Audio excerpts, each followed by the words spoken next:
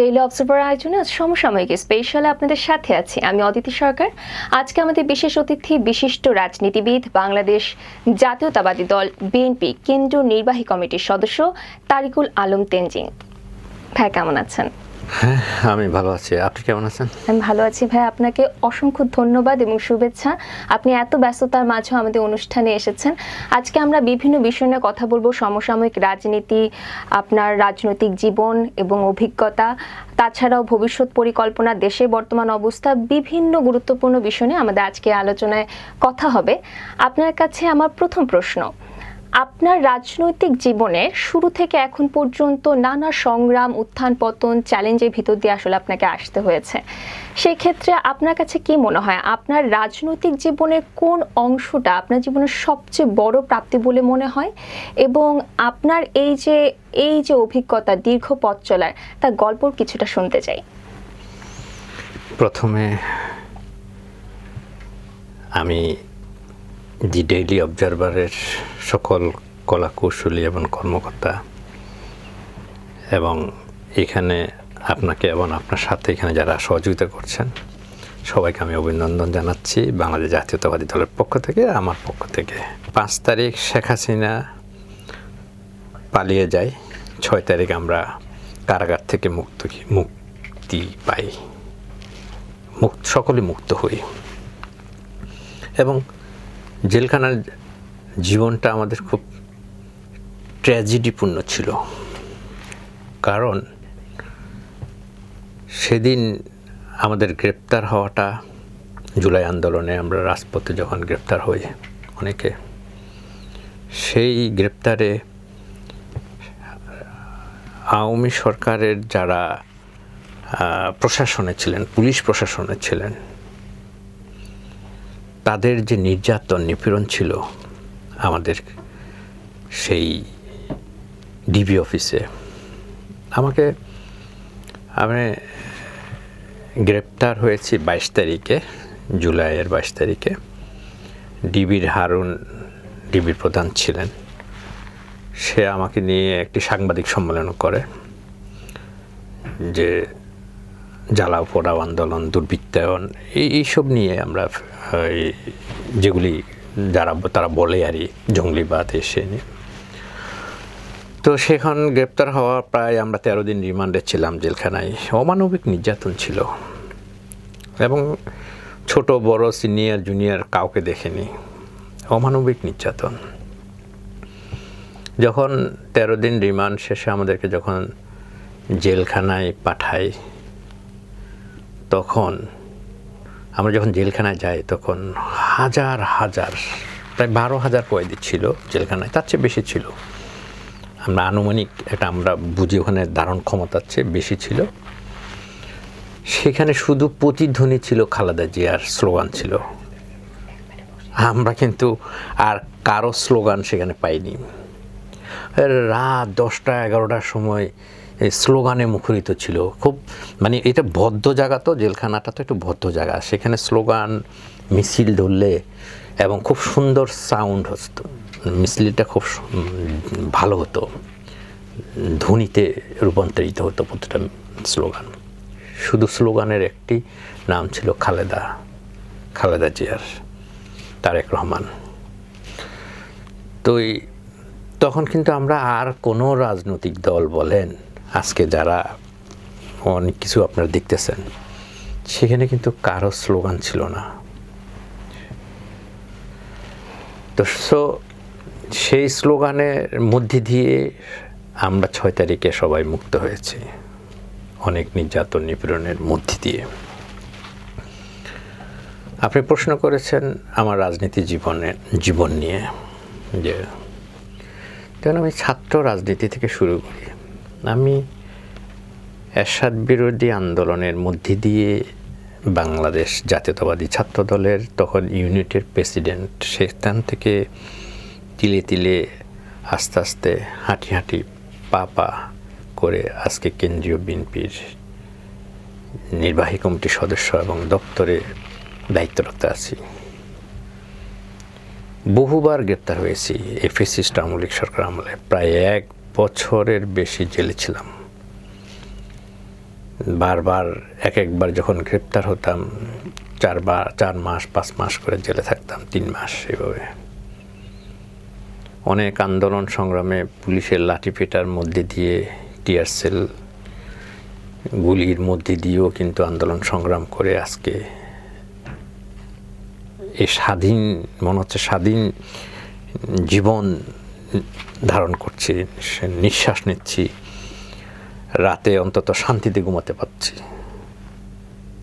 যার কারণে কিন্তু আজকে আপনাদের এই ডেইলি অবজারভার অফিসে আপনার সামনে বসে থাকতে পেরেছি।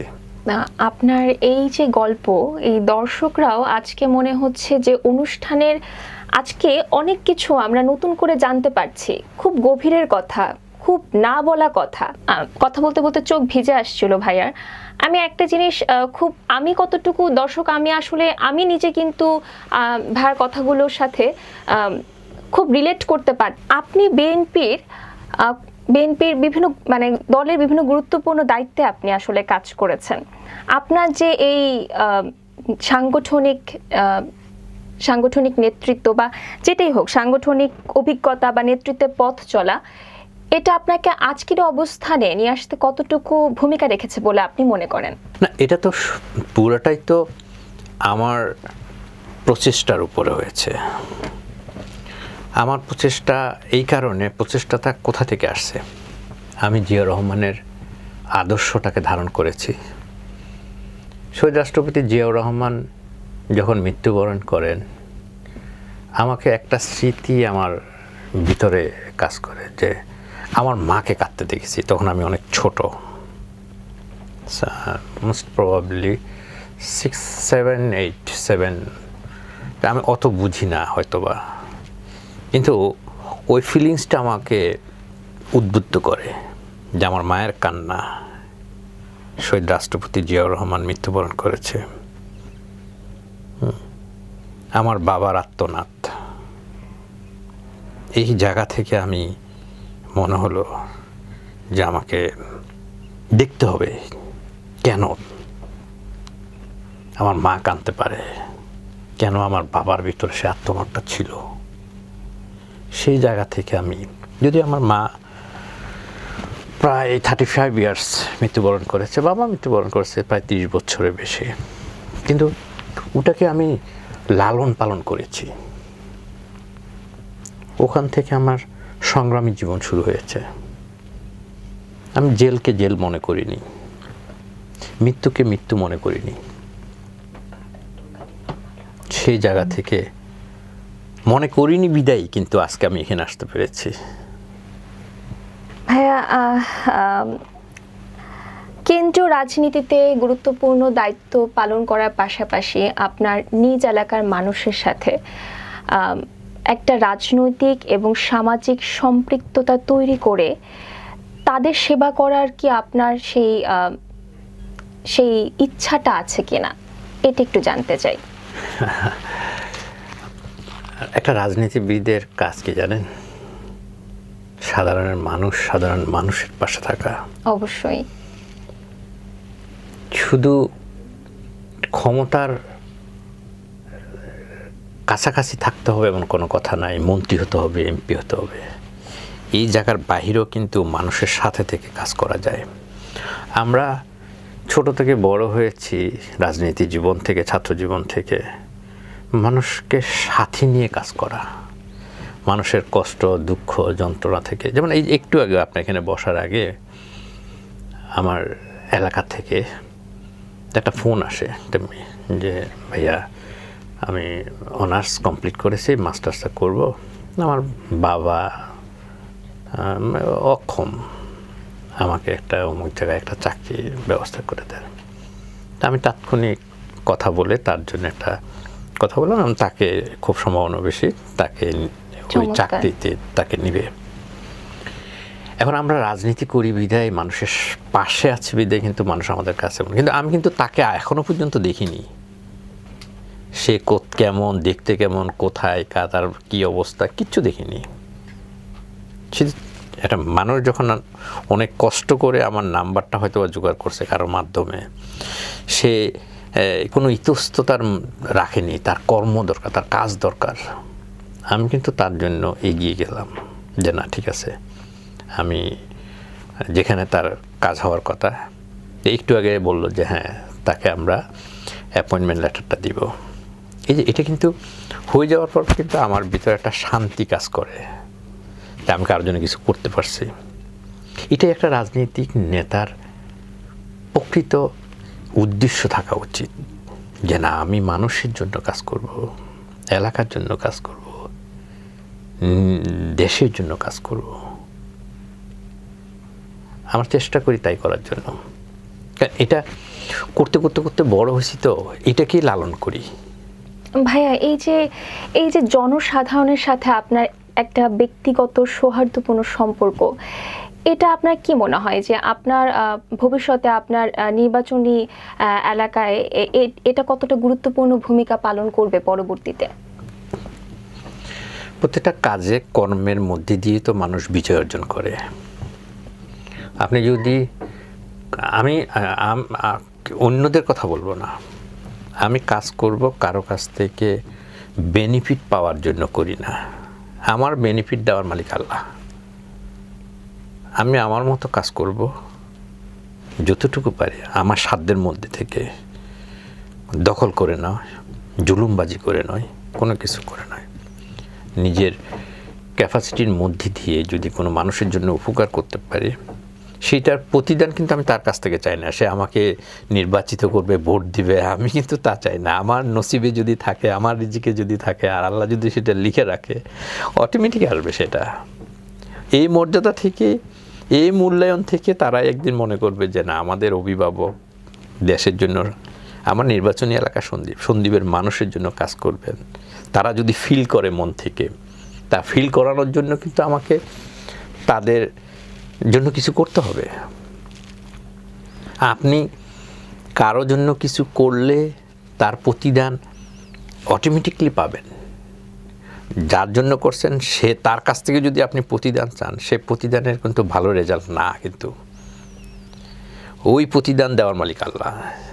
তখন উনি দিবেন, উনি যেটা দিবেন এটা সব কিছুর ঊর্ধ্বে হবে। আপনি চাওয়া পাওয়ার চেয়ে অনেক ঊর্ধ্বে হবে। আমি এটা বিশ্বাস করি। আমি বাকি কোনো কিছুকে কি দিবে কি দিবে না, কি পাবো না, আমি এগুলো নিয়ে কোনো চিন্তা করি না। কারণ আমার প্রতিটা মানুষের, আমাদের জীবন বা কতদিনের, এই অল্প সময়ের জন্য যদি কিছু করে এই দুনিয়াতে পেতে হবে এমন তো কোনো কথা নাই, আখেরাতে তো পেতে পারি, তাই না? অবশ্যই। খুবই সুন্দর চিন্তা ভাবনা।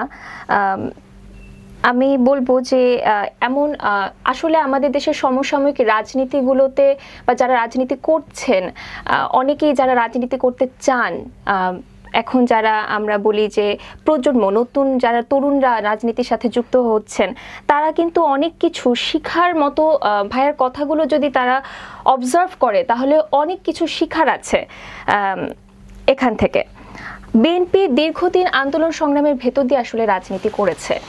এখন তারা রাষ্ট্র পরিচালনায় এসে, ভাইয়া আপনার কি মনে হয় যে এই আন্দোলন সংগ্রামের রাজনীতি থেকে তারা যদি একটি সুষ্ঠু গণতান্ত্রিক সুশাসনের রাজনীতির দিকে ধাবিত হতে চায়, সেই ক্ষেত্রে বড় চ্যালেঞ্জগুলো কি হতে পারে?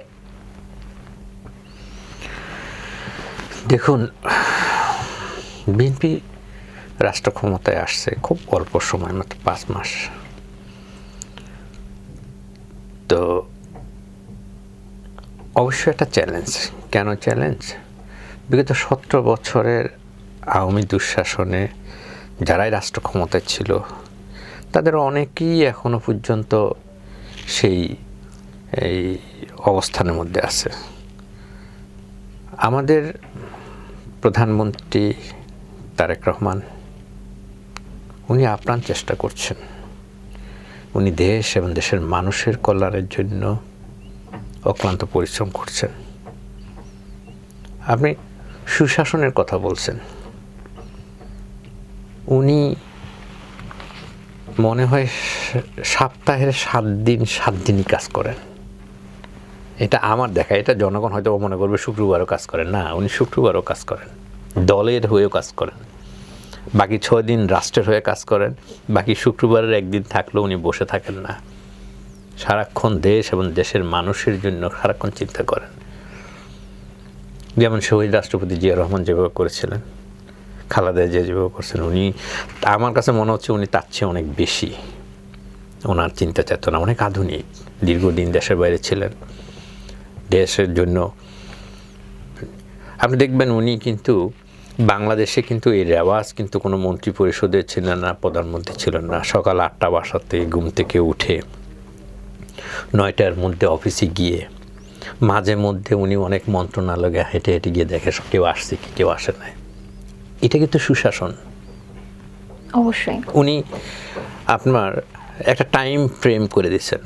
প্রত্যেকটা আমাদের মন্ত্রী বলেন, আমাদের প্রশাসনে যারা আছেন একটা আতঙ্কের মধ্যে আছেন। আমি খারাপ করলে আমার মনে হয় মন্ত্রিত্ব চলে যাবে, আমি সচিবালয়ে চাকরি করতে পারবো না, বা আমি সচিব থাকতে পারবো না। এটা কিন্তু একটা সুশাসন। যারা এই শৃঙ্খলা, এই নিয়মের মধ্যে থাকবেন, দেশটা কিন্তু শৃঙ্খলিত হবে, দেশটা শৃঙ্খলার মধ্যে এগিয়ে যাবে।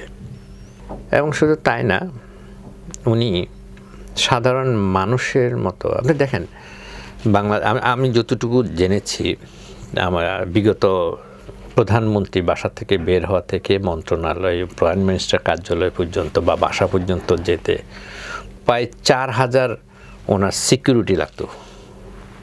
দুই পাশে দাঁড়ায় থাকতো, মানুষ থাকতো না, মানে একেবারে মনে হচ্ছে রাস্তায় একেবারে শূন্য, কেউ নাই, এত সিকিউরিটি। আর উনি সমস্ত সিকিউরিটি বাদ দিয়ে 10-12 জন ওনার সিকিউরিটি দিয়ে উনি সাধারণ মানুষের মতো রাস্তায় গাড়ি, কোনো প্রোটোকল নেই, সাধারণ মানুষ যেভাবে যাচ্ছেন উনিও একই রকম যাচ্ছেন। জ্যাম থাকলে জ্যামের মধ্যে দিয়ে যান, যেভাবে গাড়ি চলে সেভাবে যাচ্ছেন।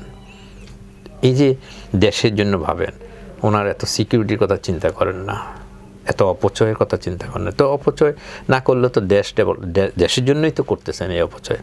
রিসেন্ট উনি মন্ত্রী পরিষদের সমস্ত মন্ত্রীদের কিন্তু প্রোটোকল উনি করে ফেলছেন, নিয়ে গেছেন। বাংলাদেশে কিন্তু মন্ত্রীদের কিন্তু কোনো প্রোটোকল নাই, পুলিশ প্রোটোকল কিন্তু নাই, সব উঠে ফেলছেন। এটা কি কেউ স্বপ্ন ভাবতে পারে? উনি সেটা করেছেন। কি জন্য? উনি অপচয় করতে চান না, দেশ এবং দেশের মানুষের জন্য কিন্তু উনি চিন্তা করেন, বিধায় উনি এগুলি করতেছেন।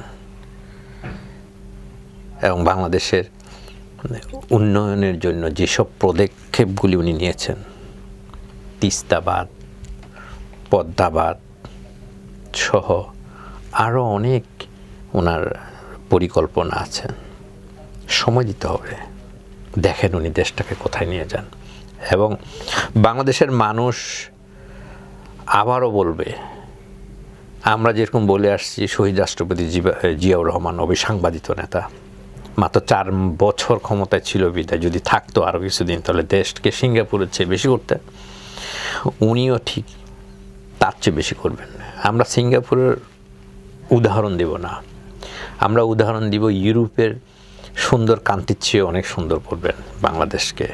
এদেশের মানুষের মুখে যাতে মানুষ ক্ষুধার্ত না থাকে, সেরকম অগ্রগতি উনি কৃষিকাজে বিপ্লব ঘটানোর যে প্রক্রিয়াগুলো নিয়েছেন, খাল কাটার মতো কর্মসূচি, হাজার হাজার একর উনি কিলোমিটার খাল কাটা শুরু, উনি যে রাস্তাগুলি করার যে প্ল্যান করতেছেন, উনি ইন্ডাস্ট্রি, আপনি জানেন আনোয়ারাতে একটা এই ইন্ডাস্ট্রিয়াল জোন করছেন।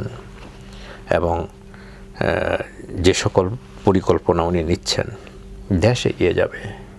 এদেশের মানুষ কেউ বেকার থাকার মতো অবস্থা হবে না। যেভাবে শিল্প কারখানা, বিএনপি তো এমনিও তো একটা শিল্প বান্ধব একটা দল। এই দেশে অর্থনীতিতে ডেভেলপমেন্ট হয়েছে এই শিল্প কারখানার মধ্যে দিয়ে, এগ্রিকালচার ডেভেলপমেন্ট, এগুলি শহীদ রাষ্ট্রপতি জিয়া রহমান করছেন, খালেদা জিয়াও অব্যাহত রেখেছেন। তারেক রহমান এসে তার চেয়ে বেশি করার চেষ্টা করতেছেন। অতএব আমি বিশ্বাস করি আগামী এই 5 বছর না, আগামী 5 বছর এই দেশের মানুষ তারেক রহমানকে প্রধানমন্ত্রী করে দেশকে এগিয়ে নেওয়ার জন্য যা করার এই দেশের মানুষ তাই করবেন। হ্যাঁ ভাইয়া, আমরাও একই প্রত্যাশা রাখি। আমাদের দেশ আগাবে। আর একটা সময় বাংলাদেশে প্রত্যেকটা মানুষ তাদের মৌলিক চাহিদা, তাদের অধিকার সব কিছু স্বয়ংসম্পূর্ণভাবে পাবে। দর্শক, আমরাও এমনটাই প্রত্যাশা রাখি। আজকের মতো এখানেই বিদায় নিচ্ছি। অসংখ্য ধন্যবাদ ভাইয়া আপনাকে। আপনার যারা এখানে অনেক কষ্ট করছেন সবাইকে ধন্যবাদ, এবং আমি আবার অবজারভারের সকল কলা কৌশলীদেরকেও ধন্যবাদ জানাচ্ছি ধন্যবাদ আপনাদের ভাইয়া। এখানে আসার সুযোগ করে দেওয়ার জন্য। ধন্যবাদ ভাইয়া, Thank you. আপনার সর্বাঙ্গীন সুস্থতা এবং সাফল্য কামনা করছি। দর্শক, এবারের মতো এখানেই বিদায় নিচ্ছি। দেখা হবে, সে পর্যন্ত ভালো থাকুন, সুস্থ থাকুন, ডেইলি অবজারভারের সাথেই থাকুন।